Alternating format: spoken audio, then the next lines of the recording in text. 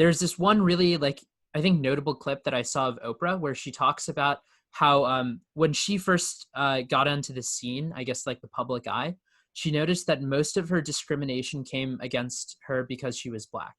But then as she started to rise through the ranks, she started to notice that people were discriminating more against her because of her gender. So this looks like for her being like the only woman on the board of trustees of something, or the only female in something like that.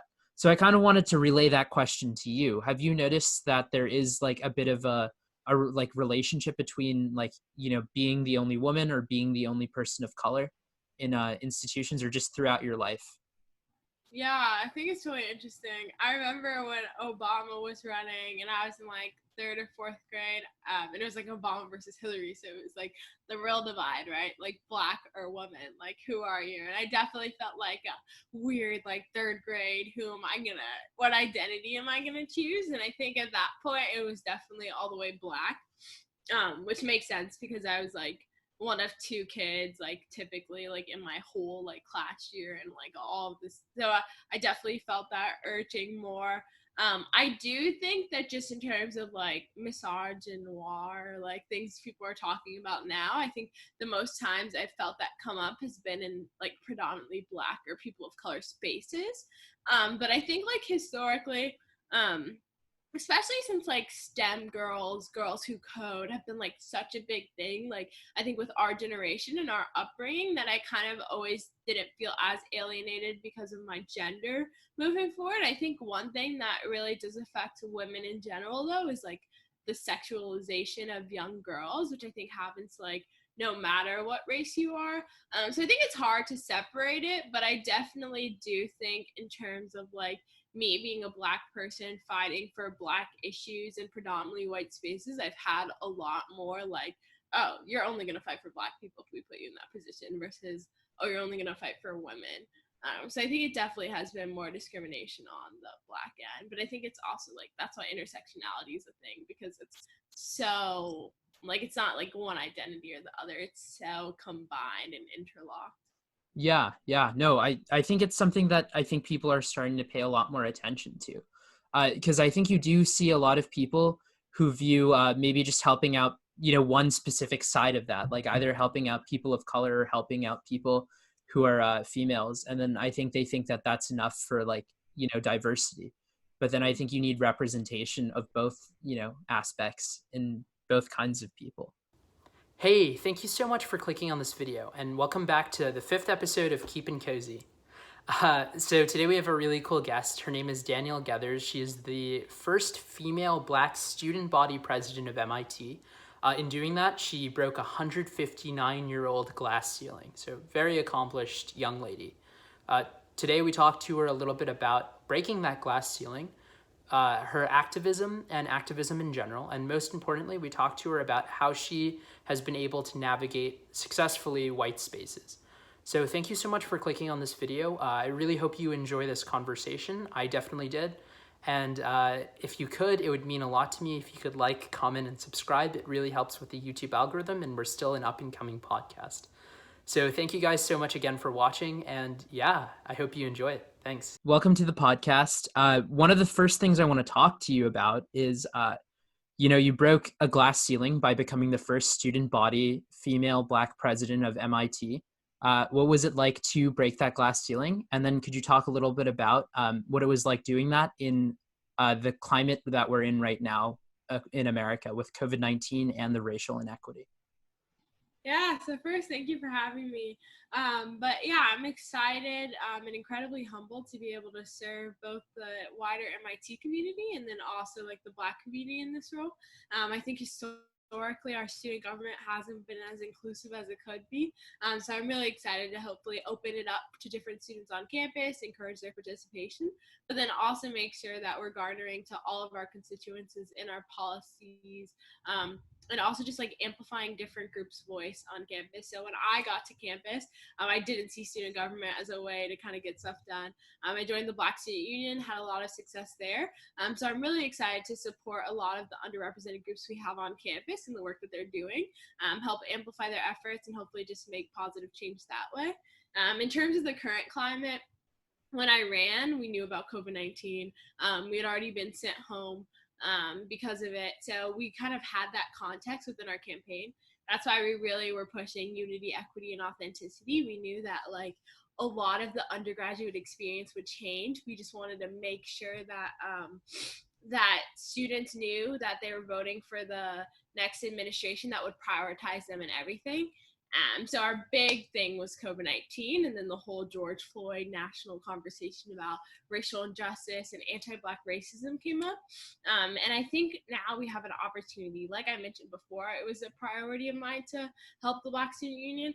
So I think just supporting their efforts now, making sure we're amplifying their voice as student to the administration, and then also pushing change in those fields. Yeah, yeah. Kind of on that topic, I wanted to ask you, what was it like when you started to get increased media coverage over winning this election because of everything that's going on right now? I think in the Black community in America, you're seeing so many people talk about all of the inequity that's going on, rightfully so, and then you're kind of being held as like, this is like Black excellence. So what is it like being, I guess, a role model or an inspiration for people? Yeah, I think it's a mixed bag. I think given how like heart-wrenching this time is, it's a little awkward to be celebrated. I am happy that I'm able to like bring joy to some people, specifically people who are like really being bogged down by the national conversations of anti-Black racism. But my biggest hope coming out of that is that people are able to see that there are Black girls at MIT, there are Black girls that are happy and pushing for change at MIT. So moving forward, I really do hope that my presence is able to increase Black female matriculation at MIT, and then even going further, the amount of Black women in the government. But overall, it is a mixed bag, but I am happy that people seem to be prioritizing giving Black students particularly a platform to talk on these issues. Yeah, yeah.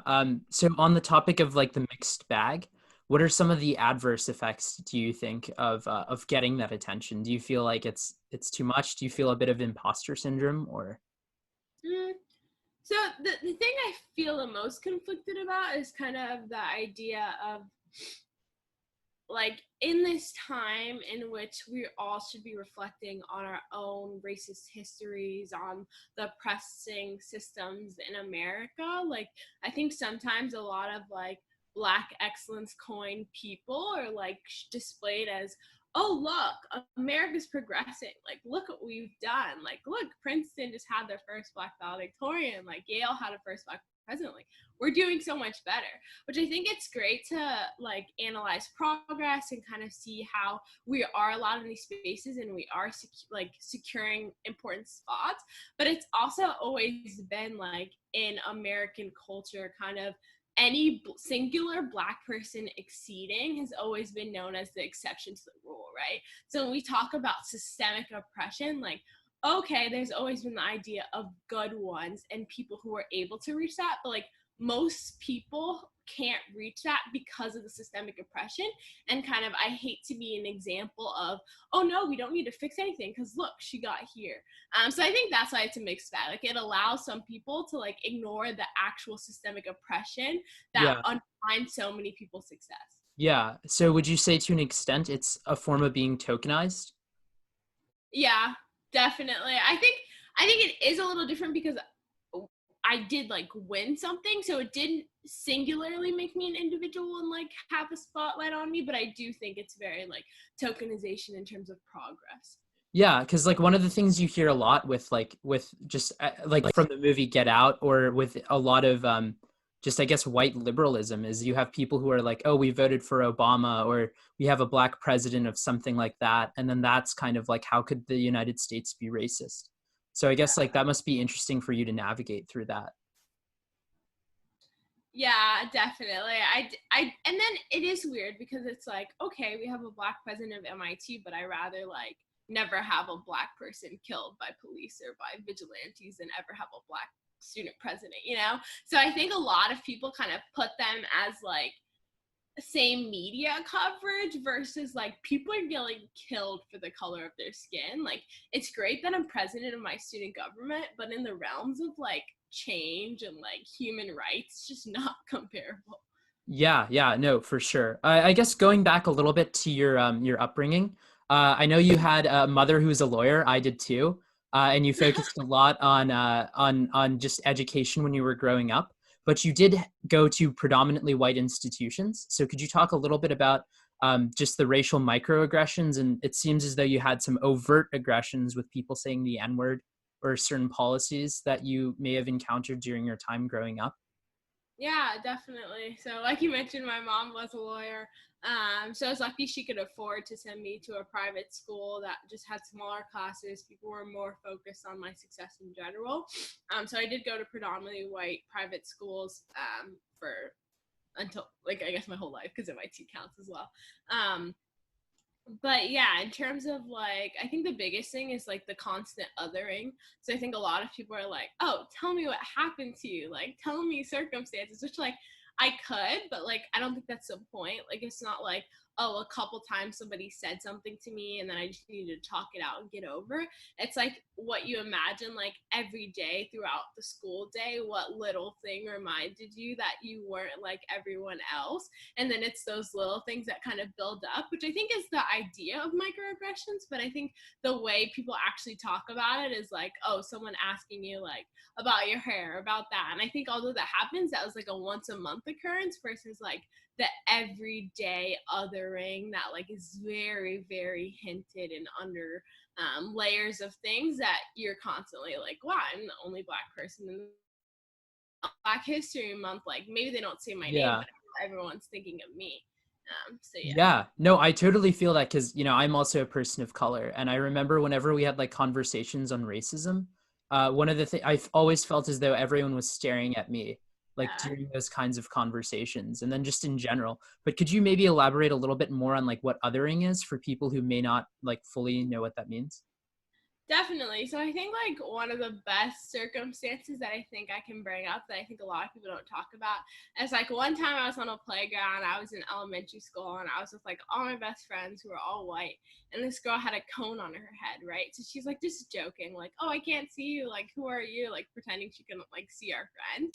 And then like everyone was like, oh, I'm Mia, I'm Sam, like changing their names to like jokingly confuse her. And I was like pretending to be someone else. And she's like, Danielle, like I can see your color. Like I know it's you, you know? So Yeah. it's just like little things like that. Like it's literally just a child's game, but something so simple as I was a different color from the rest of my friends. Like I was immediately like othered, you know? And I think like Yeah.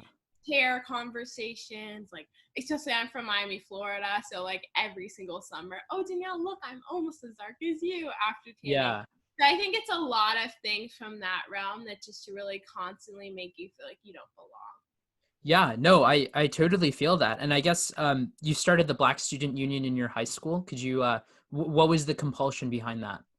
Yeah, so I like there's a book called like Why All the Black Kids Sit Together at the cafeteria table or something, and Yeah. I think that's like was definitely my experience. Like a lot of us had sat together and like we had like like, hey, what's up? Like we all had like kind of a connection and we were all nice to each other, but we were there was never a time where we were all in a room together officially. So I was kind of like, hey, like we're starting to create like these pretty strong connections. I think it'd be just more powerful to bring us together and kind of foster a community. um Yeah. I think a lot of people actually create Black Students Union to like advocate, and that honestly wasn't my intention. I was just like, really, like at this school where we all go through so much, it'd be so powerful. We had a space where we met, even if it was just once a month, to like talk about what we were going through and figure out how to support each other. Yeah. So then I guess when you went to Boston, right? Boston is also, I guess, a predominantly white city. Maybe I'm not 100% sure about the demographics, but definitely financially. There's like this study that I've been seeing everywhere on social media where it's like 200,000 plus is the median net worth of the white families in Boston. And according to the Boston Globe, the median net worth of Black families in Boston is $8, which is kind of like crazy to believe. I thought it was a typo originally, but it isn't. And I guess like what that translates into is a very economically and racially segregated city. And then on top of that, MIT, you're the first Black female student leader, and I think 159 years was the specific number. So it's just what is navigating those white spaces like? Yeah, I also think it's interesting, the idea of like, I think a lot of people talk when you're talking about going to college, like, oh, what's the city like? But I think it's very helpful to note that you do typically live in a bubble on college campuses, specifically like MIT, like in terms of the bridge separating us between like actually officially Boston and Cambridge. So one thing I will note is as a freshman, although I knew kind of the staggering statistics related to segregation, because I think Boston's the most segregated city in the world. I knew those staggering statistics. Like I actually didn't experience it as a freshman. But as a sophomore, moving more around campus, just like going out more like around to different like restaurants and experiencing different things, I definitely saw it. And specifically coming from Miami, it was very different to see like those hard lines of segregation. So I think that in terms of my position now, I think to me, it kind of just shows that it's not enough to target racial injustice on your campus. Like, I think using our global platform as MIT, as all these other really big schools, like, yeah, it's great to do stuff for Black students on your campus, but like, if you actually care about diversity, like, that's not what you would be targeting because like I think there's some crazy stat like one HBCU in a year can graduate what all Ivies graduate in 10 years because the numbers are just so different. So I think the idea of actually using our platform to think outside of our campus and figure out how to fix economic inequity. There's so many options versus like Black-owned businesses, Black-owned banks, credit unions. So I think one thing that I'm doing, given that whole context you explained, is like really using like our power and our prominence to fix more national issues. Yeah, no, and definitely on that topic. Boston College is a school in Boston, so is MIT, so is Harvard, BU, Northeastern. It's probably the most famous college city in the world. And what are some policies that universities can take? Yeah, so I think one thing that's really powerful that I know MIT has done a lot of in the past is like going into these communities and kind of leveraging the like Black students who are passionate about specifically STEM and like helping take that to under resources, underfunded schools. Like if we look like to the K to college pipeline, like it's so broken and there's so many holes. And I think it'll take a lot of institutional change to fix. But I think something that does help is bringing in Black students who are passionate about academics and can kind of like relay that passion onto younger students. So I think just in general, like we don't really like it's always like marketed like, oh, do community service to get into college, but like what about when you're at college? Like who's leaving their campuses? And there's a lot of groups doing this, but I think it could be more widespread, like leaving your campuses, going to these K through 12 schools, helping them, reading books to them, talking about your experience. I think representation is so important. And if you see someone who looks like you doing something like important and working about their passion, you're just going to be more likely to run that field. So I think that's a quick fix we can do. In terms of like actual institutions, like all right, I think we all like to talk about diversity. I think everyone probably sent out a statement, but like, where's the money, right? So like, who are we contracting with businesses in? And I think it's also like most colleges have a list of like minority contractors they do. Like, okay, you're contracting with them. Who are you hiring? What does your faculty look like? What does your board look like? Because I really doubt you have Black people who aren't the officer on diversity. So I think it's just really important to make sure all your departments look diverse. You're supporting students on your campus who are diverse, and then also like from an economic lens, who are you banking with? Like who do you have these larger contracts with? Who's doing your investing? And just really important things like that to make sure you're actually backing up what you said. Yeah. You know, something that I kind of have seen a lot on like social media again was there's like this one photo of like I think it's just a person of color female who's like getting interviewed by an all male white director. And it's like, what can you bring to this like firm that's like different? And I think that kind of just resonated with what you were saying. But yeah, kind of going back specifically to like navigating the white spaces.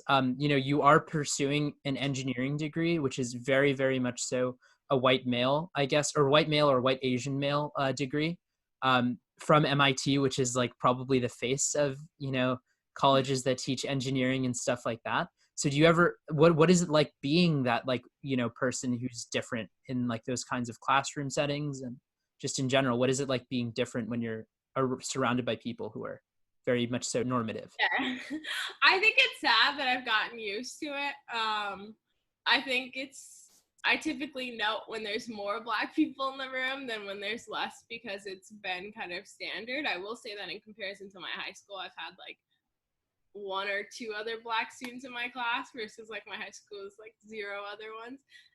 So I think that it's unfortunate that I've had a better experience at MIT just because of how bad it is in terms of the actual numbers. But I do think I was lucky that I played sports growing up. I did a lot of community service, so my self-worth wasn't really tied to like my academic achievement in a way. So although I was able, like I cared about class and I did well in class, it wasn't the only thing that I held myself up to in terms of my self-worth. So I think just always navigating classrooms has been a little bit easier for me from that realm. I think a lot of students who don't have that same experience, a lot of their self-worth is tied with how they do academically, and then specifically race kind of comes into that. Kind of the stigma around affirmative action kind of adds a bunch of layers to a lot of Black students at these like high level institutions. So I think it can be really hard on a lot of people. I think I'm lucky that although I like go to class and I'm able to do well, it's kind of not the only thing I'm into. But in terms of navigating whites and like predominantly Asian spaces, I think it's again that like everyday othering, kind of people setting lower expectations for you or expecting you to get a C in a class that like you should be pushing for an A in, is a lot of the things I hear from. So yeah, it's like it's very nuanced of an experience. Yeah, yeah. And then so right now, because of the, I guess, historic uprising against institutional and systemic racism, you're seeing a lot of just activism on the internet. I know that because of COVID-19, you had to run your whole entire platform for president on the internet. So I guess, what is it like when you go online and you see all of these people who are posting so much stuff about Black Lives Matter and things like that, and maybe stuff about you on the internet? Yeah, I think again it's a mixed bag. I think although I'm so happy people are getting the word out, and it seems like more than ever people are focusing on these issues and kind of not letting like normalcy kind of slip in and letting it just be like a one-time singular media wave. I do like that, but one thing I do know is in terms of like the videos of like Black men being murdered or killed or kind of like all these really traumatic stories, I really do worry about our generation, especially like Black students who are like watching this, and then it's like you want to stay aware, you want to stay updated, you want to repost what you can, but at the same time it's so important to take care of your like mental well-being. So that's kind of why it's a mixed bag. Like, I'm really happy people are getting the word out. I think a lot of more like white people and other people not directly affected by anti-Black racism are reflecting more than they have in the past. But at the same time, I'm very worried in terms of Black students and like Black adolescents now kind of seeing that trauma, internalizing it, and then also like not letting themselves rest and like kind of keeping on going with the action. So I'm a little worried from that realm, but I think the only thing you can do from that front is just really stress the importance of checking out sometimes and prioritizing your own mental health.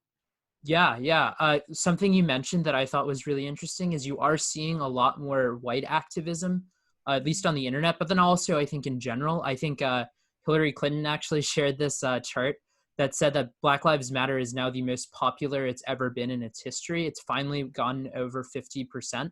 And that's in large part because white college educated people have pivoted their stance on Black Lives Matter. But I think one of the things you're also noticing is that it seems as though maybe there's a bit of an overreach as to like how much, I think, at least personally, this is my feeling, I think you see too much stuff coming from white people and not enough, at least online, too much stuff coming online, but not enough stuff, like not enough tough conversations at home.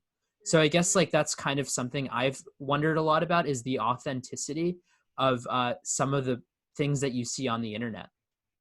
Yeah, we've had a lot of conversations in terms of performative actions and kind of like wanting to seem more than you are. And I think that's something I've thought about a lot also. I think a lot of people talk about education and how important it is to read books and like watch documentaries. And although that's very, very important, I think the most important thing to do is to reflect, because like it's very easy to other and be like, oh, look at this horrible things other people have done in the past, but that has nothing to do with me. Like, I'm good, I have Black friends, right? And I think that's not the point.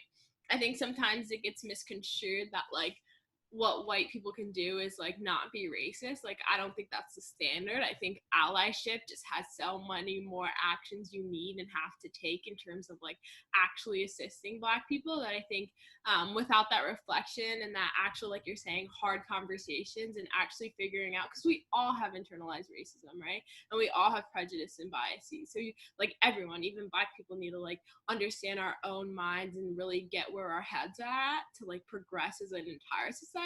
So one thing I do wish was stressed a little more is the fact that like you actually have to sit down with yourself and understand where you are at and then educate yourself to like best grow and like avoid that like performative action.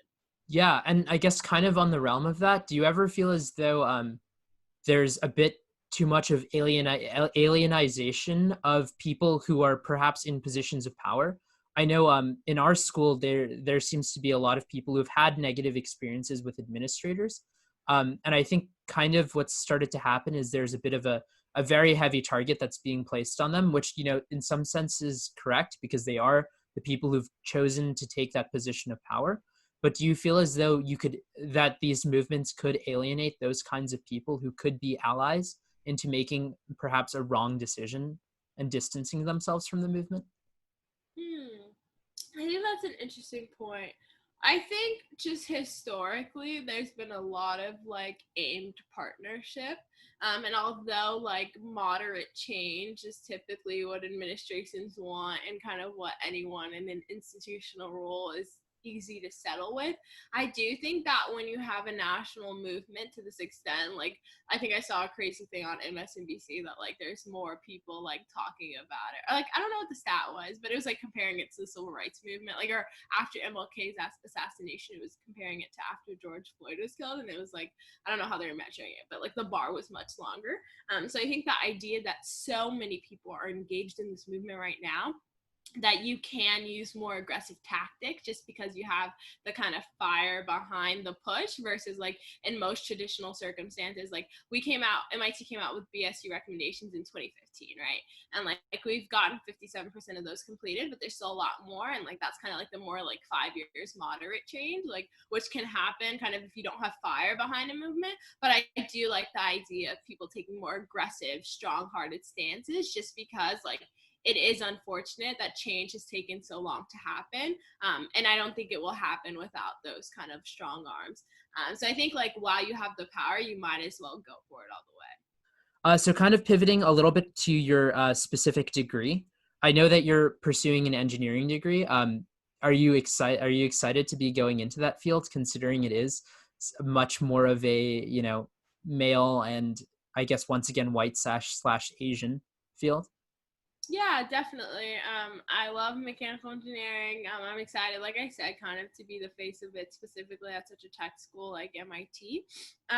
One thing I will say is like I think that people kind of underestimate actually how many Black women engineers there are out there. And like we've been in these roles for like so many, honestly, decades. And I think the biggest problem is like what we're seeing with like the Twitter, the Facebook movements is like they're bored, right? So yeah, you can see a bunch of entry-level people, you see a bunch of like mid-level people, but when we look at C-suite executives or like the top, like you don't see it like the crazy Fortune 500 company thing where like it's Yeah. also like a woman thing there where like there's more named John, I think, than women. And then like the Black, like it's like 2, and then the Black women, we just got 1. So I think just like in terms of like leadership is more my target.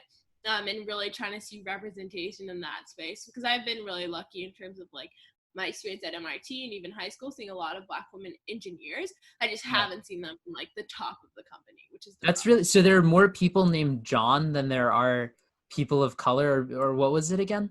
It's more people named John, more CEOs for Fortune 500 company named John than there are women CEOs. Huh. Wow, that I did not know that. That's kind of crazy. Huh. Yeah. No, that's very, very sad.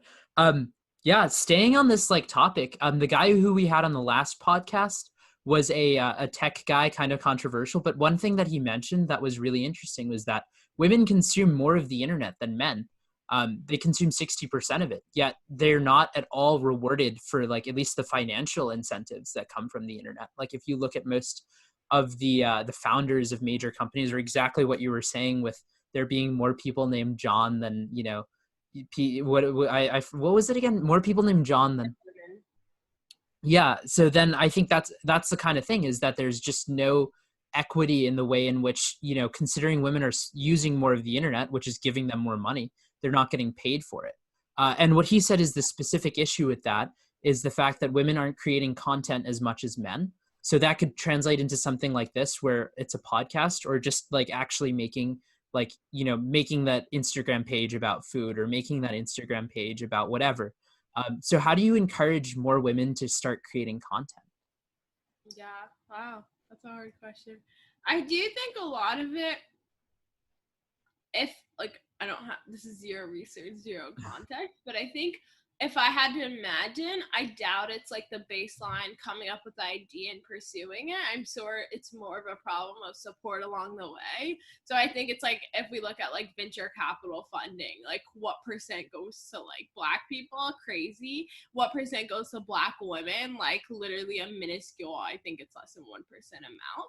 So if we just think about it, like I think it's very easy to be like, oh, like Black women aren't creating, like, but that's not true. Like if you go to Instagram and like actually look at the feeds, like so many people have their own businesses, they're lacking support. And I think that's like also goes with the idea of a meritocracy, right? Like you can do what you want, and like depending on how good you are, we'll see where you end up. And like that's not true, because I think about in terms of like advisors, or like picking someone for a job, your inclination is gonna be to go for someone who reminds you of yourself. So if we have only white men in these roles, if it's like a slate of 5 people and like one of them is a white man and like they're all like close enough, they're likely going to pick the white male. So I think of it more as a support project or support problem. So really making sure that we support Black women or people of color, or women in general, when they do these things, because they are doing the thing. The problem is they're not getting as successful because they're not given the same resources or support. Yeah, do you think there's ever like an increased hesitation towards going into something like that because of gender or race, like just putting yourself out there? Do you think it's harder? Because at least for me, what I think could happen is that there is a lot more just things to hit you on. Like if you're a woman, they could say misogynistic things, or if you're a person of color, they can hit you on like, some kind of racial weird comment or something like that. Do you feel like that's a thing at all, or? Yeah, I think it's probably like a smaller part of the problem. I could see that happening. Okay. Yeah. You're a woman who's going into tech. How do you get more people? How do you personally encourage more people to get into tech? And how can you help with MIT and other colleges in general? How can students help by encouraging more women getting into tech? Yeah, so like I mentioned, I think it's a pipeline issue. So I created a program with a couple of my friends called Talent to 10, which is aimed at increasing the number of Black women who matriculate at MIT. So this is a more like a college problem, like we were kind of talking about, but like the idea that one, there's so many barriers to entry to a school like MIT. So kind of using that one-on-one mentorship to help like lower those barriers and help support Black students who are interested in going to MIT. But then also a really big problem a lot of schools like MIT faces the idea of yield. So like we're letting these Black students in and we're like accepting them, but like what makes them feel like they'll be safe or protected or succeed at our institution, which has historically been predominantly white and not as supportive as it could be. So that's kind of was my like way of tackling the problem, just being able to connect Black women in high school with Black women who have made it to MIT and are enjoying themselves and kind of are able to reap the benefits of that. So I think one really big thing that Black women in roles like mine and like just like attending these top tier institutions can do is kind of remember where we came from, or like remember how like shaky and uneasy and how much anxiety we had during the high school application process, like freaking out about having to get all A's in middle school. I think it's really easy when you get to these stages to be like, oh yeah, I made it, like what's next, versus being like, who's behind us? Like there's a phrase called like lifting as we climb. So making sure that like anything you do, you're taking other people along with you, which is important. But I think it's also like, all right, that's still like the people most like negatively affected by these systems of oppression kind of doing the work to improve that, which is like, we're going to do that anyway. But I think it's really important that people not of color or non-Black people are also doing the work to make sure that Black women and other oppressed minorities are being supported. Yeah. So I guess, how do you de-stress in general when you go and you have all of this like attention or just in general, all of the craziness you see on social media, what is your main way to distress? Yeah, so I think I forced out a little bit the idea of like logging out. I definitely have had days where I just like do not go on, delete Instagram from my phone. I don't go on for several days. One thing I've started doing actually though is like, so I'm working a 9 to 5 on top of being president, so it's like a lot. But one thing I found really helpful is like to actually wake up early and drink my tea and actually decompress, like just sit down and like literally not doing anything, because I think your brain just rushes so much and it's so easy to get carried away. What am I doing next? What am I doing next? And then you sleep and you wake up and then you do the same thing. Yeah. So I think it's really important to like give yourself time to just be a human, like not a human that does something, just literally like sit in a state is really important. Yeah, yeah. And I guess kind of just the final question would be, who are some people you consider to be inspirations, both in general or for people who are specifically Black and female? And what are some really good books that you'd recommend for our listeners? Right. So the books I recommend would be pretty hard, but I think Americana by Ngozi Adichie is amazing. I think people usually think about race and gender from an American lens. So as an immigrant, I think she brings a really good perspective in terms of thinking about generational African Americans in higher education, and it really gave me a good context in terms of my activism and kind of what I should expect moving into college. I think there's a lot of good books also, like Between the World and Me. I just started reading The Color of Money, which is really good, kind of thinking about like economic inequity. In terms of inspirations, I always get a little like jittered by that question, because I think my mentality has always been like kind of looking at what everyone has done and kind of like thinking about that moving forward versus like kind of targeting one big person. I am a big Black Panther person though, so I really do love like Angela Davis and like Stokely Carmichael. From those days, and I think Angela Davis is still such a powerhouse now. And obviously, I think it's a simple answer. Michelle Obama is amazing. I will say one quote that really changed a lot of the way that my friends and I were thinking about things was how Michelle Obama says like she's been at the like table with like the smartest people of the world or something, and like it's not that impressive or something. And I think that's a really good point, because I think people are like, oh, like they're in the government, they must be geniuses. But I think again that idea of access and privilege and historical legacy has just let a lot of people who maybe shouldn't be in this spot just be of that because of the color of their skin and the history of their families. So I think really kind of like avoiding that imposter syndrome and knowing that you are good enough to take those spaces. Yeah. Well, thank you so much for being on this podcast.